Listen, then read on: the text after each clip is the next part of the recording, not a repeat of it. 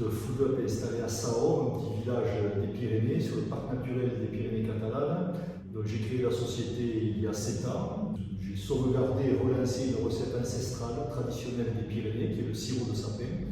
Et puis j'ai développé toute une gamme de produits dérivés, beaucoup pour la gastronomie, mais également sur le côté santé et bien-être. J'ai passé l'essentiel de ma carrière professionnelle à vendre et promouvoir les vins du Roussillon dans le monde entier. J'étais le directeur commercial de la plus grande cave coopérative du Roussillon, la cave de Bachage, d'Aubrial, et puis du plus important domaine du Roussillon, le domaine de Lafage, avec près de 200 hectares. Et donc il y a 8 ans de cela, je suis tombé sur le sirop de sapin en Andorre. Et puis j'ai décidé de franchir le pas et de relancer cette production chez nous, dans les Pyrénées catalanes. Pour créer une entreprise, je pense qu'à la base, déjà, il faut essayer d'avoir une idée. Une bonne idée qu'on a, alors, elle n'est pas forcément une idée qui arrive de suite.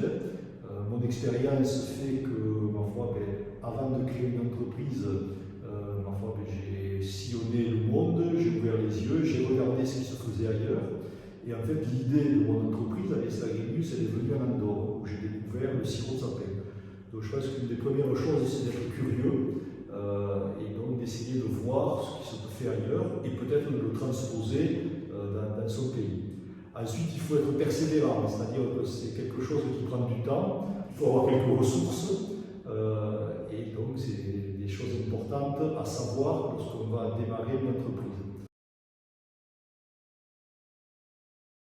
C'est vrai que ça faisait un petit moment que je cherchais une idée, donc j'avais déjà créé 2 autres sociétés avant de créer Avies Lagrinus, et puis je suis tombé sur ce produit donc, qui était intéressant puisque c'était un produit unique qui n'existait plus, et donc il a fallu relancer, recréer et dynamiser, se mettre un petit peu au défi de partir et d'essayer de développer également à partir de nos ressources naturelles dans les Pyrénées une gamme de produits intéressante, tant sur le côté santé bien-être que sur le côté gastronomie.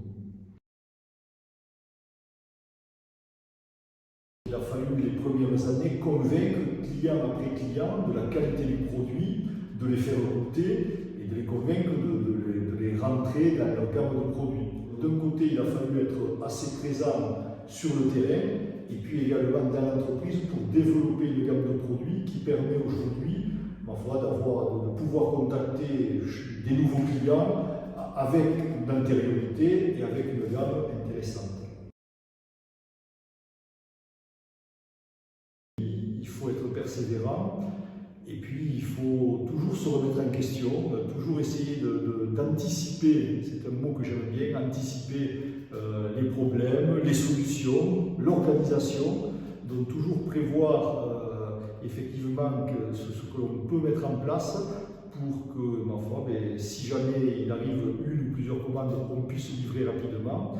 Et puis également, si des concurrents se présentent, qu'on ait toujours des solutions de repli différentes, innovantes, qui nous permettront comme ça de rester leader et de continuer à avancer sur le marché. L'idée que j'avais, c'était de créer cette société.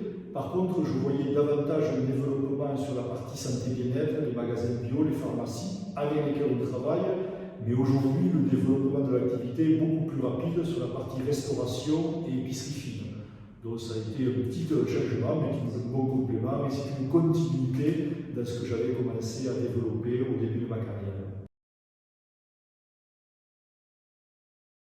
Donc quand on crée une société, si on peut, il faut essayer aussi de se projeter à l'extérieur et créer une gamme de produits que vous pourrez aussi distribuer à l'étranger.